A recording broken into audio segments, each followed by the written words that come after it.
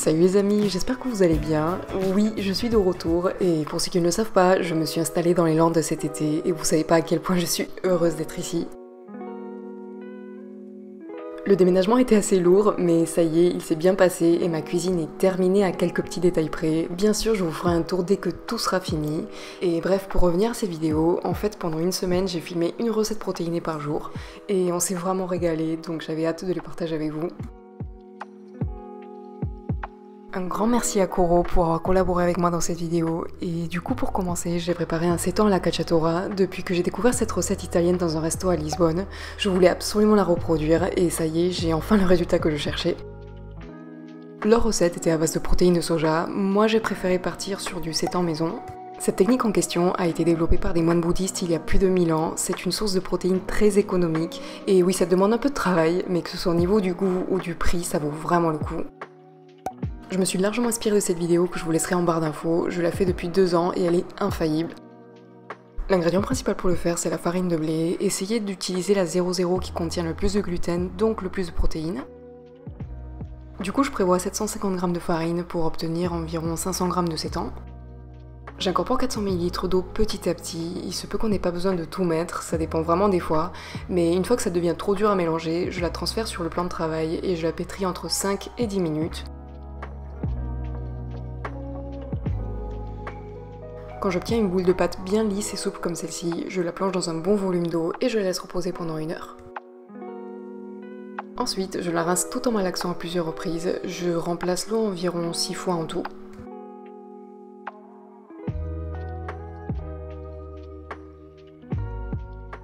Je sais que c'est bon quand l'eau devient bien plus claire et la texture de la pâte est fibreuse et bien élastique comme ceci. Je l'égoutte, je laisse reposer quelques minutes et pendant ce temps je prépare mon bouillon avec 1,5 litre d'eau et l'équivalent de 2 cubes de bouillon de légumes. 3 cuillères à soupe de kelpamar, c'est comme du jus Maggi mais version bio. 3 cuillères à soupe de sauce soja. 1 cuillère à soupe d'ail en poudre, la même quantité d'oignons séchés, d'origan et je porte tout à ébullition. À présent, j'étire bien ma pâte, je la divise en 3 parties plus ou moins égales, sur quasiment toute la longueur et je forme une tresse. À la fin, je rentre l'extrémité comme ceci pour pas qu'elle se détache, je la noue autant de fois que je peux. Cette étape va lui permettre de rester compacte durant la cuisson et encore une fois de créer ce côté fibreux qu'on recherche. Une fois que c'est fait, que le bouillon est chaud, je le plonge dedans, je le fais cuire pendant 1 heure à feu moyen et j'oublie pas de le retourner après 1/2 heure pour qu'il cuise uniformément. Maintenant, je le laisse refroidir complètement dans son bouillon. Après, je place l'ensemble dans une boîte hermétique au réfrigérateur toute la nuit. Cette étape va finir de bien le raffermir. J'ai fait ça le week-end pour qu'il soit prêt à l'emploi le lundi et pouvoir m'attaquer à la fameuse recette dont je vous parlais. Et du coup, le lendemain, ça ressemble à ça. Je sais que c'est pas du tout appétissant à ce stade, mais on ne le laisse pas tel quel, évidemment. On peut l'effilocher comme ceci. Moi, je préfère le trancher finement, le diviser en tailles de bouchées et il est prêt à être poêlé. Bien sûr, si vous voulez une option plus rapide, il suffit de remplacer le seitan par une autre protéine prête à l'emploi comme des PST, du simili-poulet ou même des champignons vu qu'on rentre dans la saison. On aura aussi besoin de 250 ml de vin rouge, 400 g de coulis de tomates, 80 g d'olives, moi j'utilise des Kalamata qui sont mes préférés, mais ça marche aussi très bien avec des noirs, une carotte moyenne, un oignon rouge, une gousse d'ail, un brin de romarin, moi j'en avais du frais et c'est vraiment pas obligatoire, donc n'oubliez pas que je vous laisse toutes les alternatives et les mesures exactes en barre d'infos. 2 feuilles de laurier, et j'ai failli oublier de le montrer, mais on aura aussi besoin de sauce soja sucrée, d'herbes de Provence et de piment en poudre. Je commence par tailler l'oignon, la carotte en petits cubes, l'ail en fines tranches et je réserve. Maintenant dans une poêle à feu vif, j'ajoute un bon filet d'huile d'olive et je fais revenir mon seitan. Quand il commence à bien dorer des 2 côtés, j'ajoute la sauce soja sucrée, je poursuis la cuisson et dès que c'est caramélisé, je le réserve. Dans la même poêle légèrement huilée, on peut ajouter des légumes, du sel, du poivre et le piment en poudre. Quand ça commence à dorer et l'oignon devient translucide, je les mets sur le côté, j'ajoute un petit peu plus d'huile et je fais dorer là quelques instants à feu moyen doux en surveillant qu'il ne crame pas. Quand c'est bon, j'ajoute le seitan, les aromates, et d'ailleurs j'ai oublié de mettre des herbes de Provence, mais c'est pas grave, je les ai ajoutées à la fin et j'ai déglacé avec le vin rouge.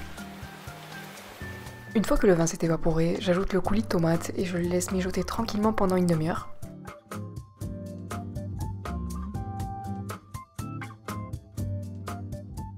Pendant ce temps-là, je dénoyote les olives et vraiment si vous pouvez trouver des Kalamata, faites-le, c'est les meilleurs. Et bref, une demi-heure plus tard, on peut les incorporer. Vous allez voir, la sauce aura bien épaissi. Et enfin, j'ai ajouté les herbes de Provence qui manquaient et j'ai goûté pour ajuster l'assaisonnement. Pour l'accompagnement, j'ai fait pareil que le resto. Je suis partie sur des patates rôties et je les ai faites au air fryer pour que ça aille beaucoup plus vite. Ma technique pour un résultat parfait, c'est de les laisser tremper pendant une demi-heure après les avoir coupés. Ensuite, je les sèche très bien avec un torchon. Dans un grand saladier, je mélange un peu d'huile d'olive avec du paprika et je fais en sorte de bien recouvrir toute la surface de mes pommes de terre avec.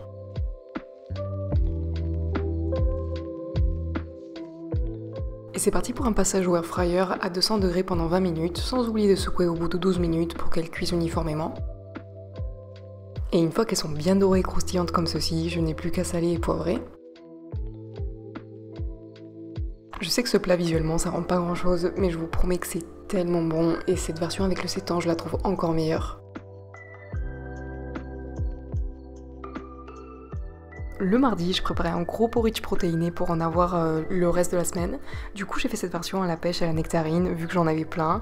J'ai eu besoin de 200 g environ pour la base et le reste je l'ai coupé en cubes et je les ai réservés. Juste avant, j'ai préparé une purée de cacahuètes non grillée pour mon chéri.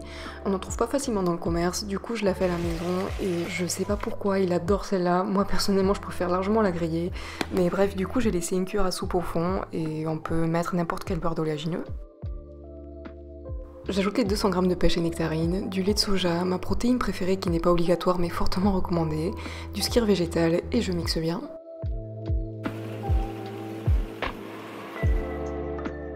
Dans un récipient, je mélange les flocons d'avoine avec les graines de chia et j'incorpore le mélange liquide. Je termine par les petits morceaux que j'avais réservés et je le laisse reposer au réfrigérateur pendant au moins 2 heures ou toute une nuit, c'est encore mieux.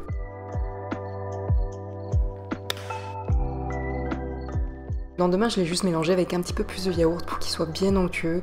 Je l'accompagnais de fruits, de granola et de cette purée d'amandes pour changer un petit peu de mon beurre de cacahuète habituel.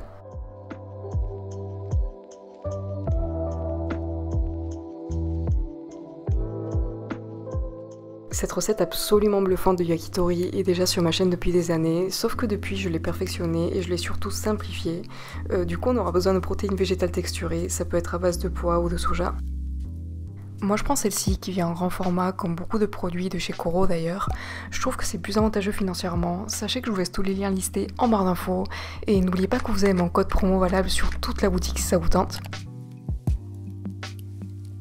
Pour commencer, il faut les réhydrater. Je mélange de l'eau bouillante avec un cube de bouillon de légumes, je les verse dedans et je les laisse reposer pendant 15 minutes. Ensuite, je les égoutte et je les presse bien afin de retirer le plus d'eau possible. Une fois que c'est le cas, je les passe dans un saladier, j'incorpore de la farine d'avoine, moi je la fais simplement en mixant des flocons d'avoine très finement. La moitié d'un oignon émincé, une cuillère à soupe de gingembre fraîchement râpé et une gousse d'ail pressé. Pour finir, de la sauce soja sucrée et une bonne pincée de sel et de poivre. Je mixe jusqu'à obtenir une texture de farce et je peux ajouter une cuillère à soupe de fécule de maïs ou de pommes de terre. Maintenant, moi je vous conseille de le laisser reposer quelques heures au frais, ça va permettre au mélange de bien raffermir et de former les boulettes beaucoup plus facilement. Quand on a terminé de les former, on peut les recouvrir des fécules pour pas qu'elles se collent entre elles et on les fait bouillir pendant 5 minutes dans un grand volume d'eau. Passé 5 minutes, on les transfère directement dans une poêle bien chaude et huilée et on les fait dorer sur toute leur surface. Quand c'est le cas, on ajoute de la sauce yakitori, assez pour que toutes les boulettes soient bien nappées. On poursuit la cuisson quelques minutes pour que ça caramélise et on finit par saupoudrer de graines de sésame. Évidemment, on n'est pas obligé d'en faire des brochettes, on peut les déguster telles quelles, accompagnées de légumes et de riz. Ce qui est sûr, c'est que c'est absolument bluffant, délicieux, en plus c'est économique et très protéiné. Et si vous avez vraiment la flemme de former des boulettes, sachez que vous pouvez aussi faire poêler directement la farce. Il suffit simplement de le faire cuire à couvert pendant 5 minutes, ensuite de l'émietter, de bien le faire dorer et d'ajouter encore une fois la sauce yakitori à la fin.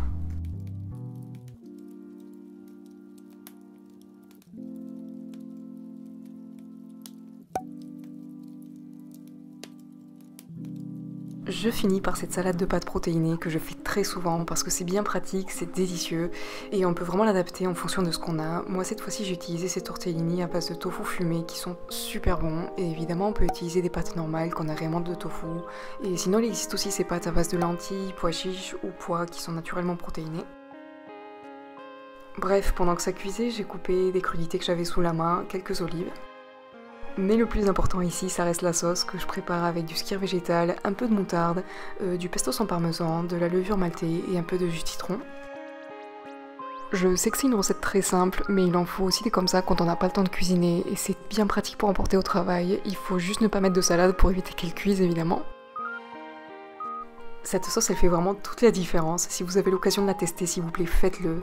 Et voilà les amis, c'était tout pour ces idées. J'espère qu'elles vous ont plu. Et si vous les refaites, n'hésitez pas à prendre une photo et à me l'envoyer sur mes réseaux sociaux. Je vous fais des bisous et je vous dis à très vite. Ciao!